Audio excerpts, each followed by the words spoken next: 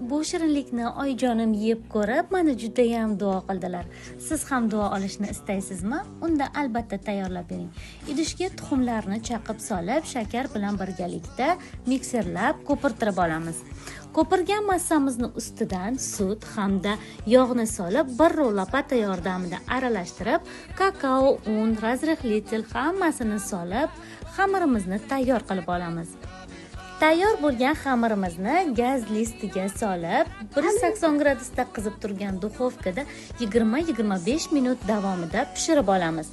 Tayyor bo'lgan biskvitimizni teng 2 ga bo'lib olamiz va kremni tayyorlab olamiz. Biskvitimiz soviguncha kremimiz ham tayyor bo'ladi. Krem uchun bozor qaymoq, vareniy moloko hamda oldindan damlab qo'yilgan kofe kerak bo'ladi.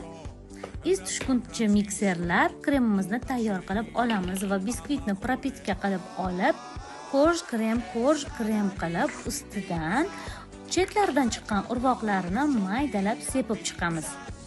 Qarabsizki, mehr qo'shib tayyorlangan shirinligimiz tayyor. Agar siz ham duo olishni xohlasangiz, bu shirinlikni albatta tayyorlab ko'ring va duolaringizda meni eslashni unutmang. Barchaga yoqimli ishtaha. Video yoqqan bo'lsa, like bosib qo'yishni unutmang.